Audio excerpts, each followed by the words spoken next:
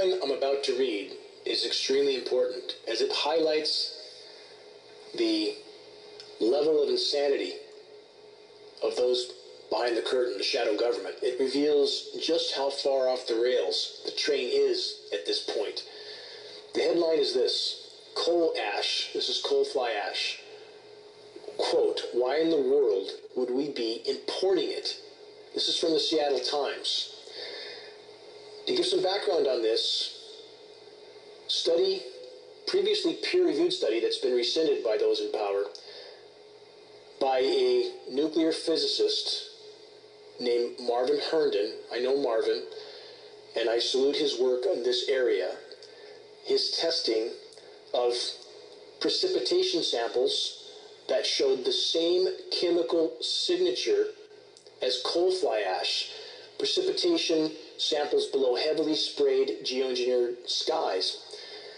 As I've disclosed also in previous broadcasts, these same materials are conducive for ocean iron fertilization, another form of geoengineering that causes the oceans to uptake more carbon, further acidifying them, as I covered earlier in this show, and killing them eventually, but hiding the amount of atmospheric CO2 for a while in the oceans at the cost of killing the entire planet. So when these studies showing a chemical signature in precipitation that was very close to coal fly ash, indicating that coal fly ash is likely a base material being used in the climate engineering operations, because we're talking about an unimaginable amount of material.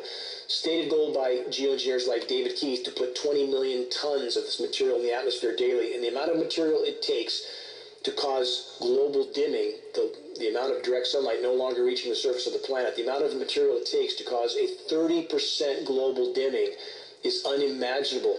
The amount of material it takes to change soil pH values, in some cases 10 to 12 times toward alkaline, is unimaginable. The amount of material it takes to block, in some days, 60 to 80% of solar power PV uptake is unimaginable. We're talking about huge amounts of material. Why would they use coal fly ash? Again, because it gives one, plausible deniability. They can just simply blame all this contamination on coal-fired power plants, which are bad, no question, but the amount of particulate matter in the atmosphere far exceeds anything that would be mathematically admitted from these plants. It has to be coming from another source, and that source is climate engineering. So it gives them plausible deniability, and the elements are conducive to other forms of geoengineering like ocean iron fertilization. So why would the U.S. be importing this toxic contamination from other countries?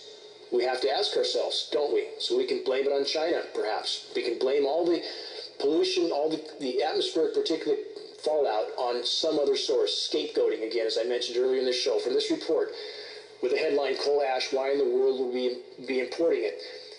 Shipping containers full of coal ash from China, Poland, and India have come into the U.S. through the Port of Virginia and other ports, as foreign companies find a market for the same industrial waste that American utilities are struggling to dispose of.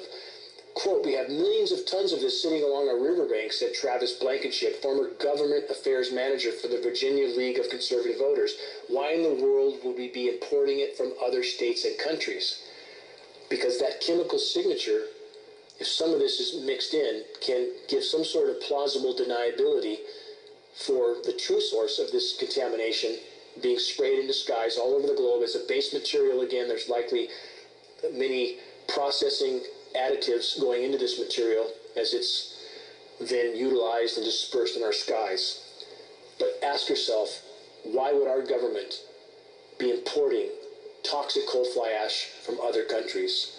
Final headline to consider: is it too late to save Earth?